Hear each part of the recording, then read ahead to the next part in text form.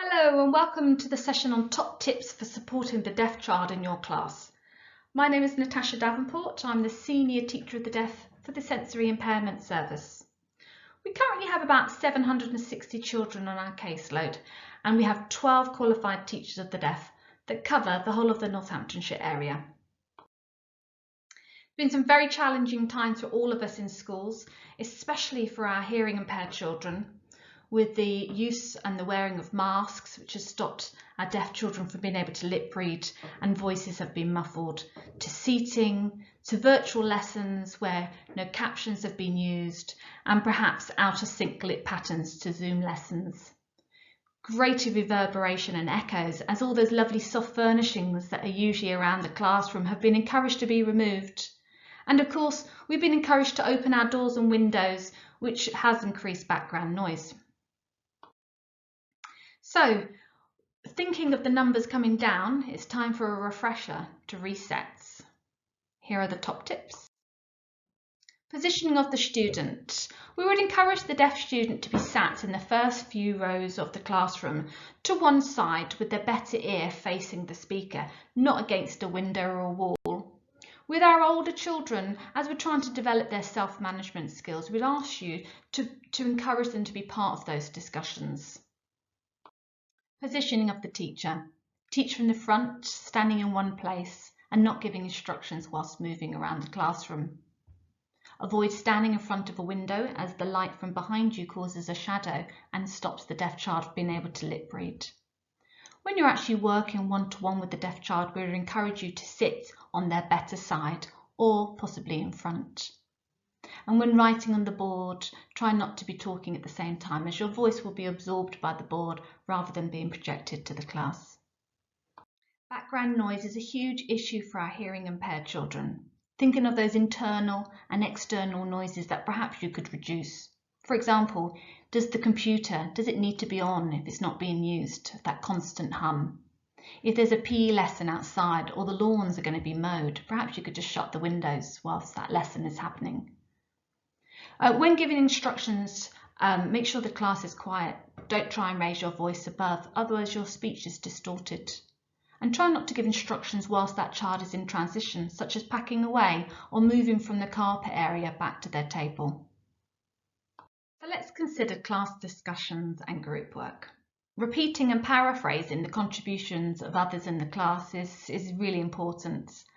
Your deaf child will be sat in those first two rows of the class, and the person who's just answered a question could be right at the back with a quiet voice. Your child may have not heard or misinterpreted what they said. Establish those ground rules in group work, turn taking, for example.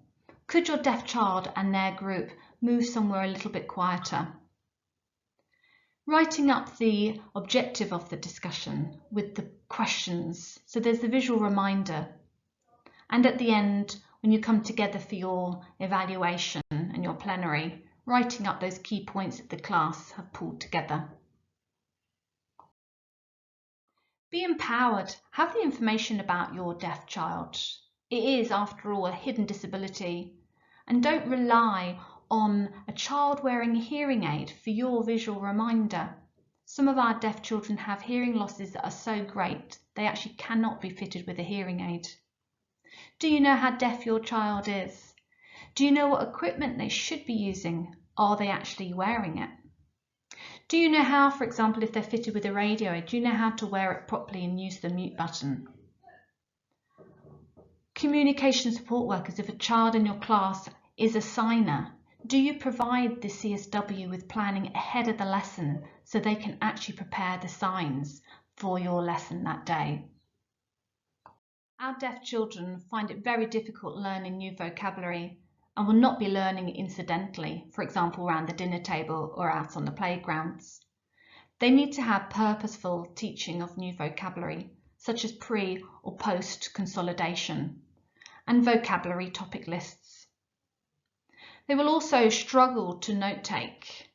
Looking down, writing at the same time as being able to look up and lip reading is actually almost impossible for our deaf children.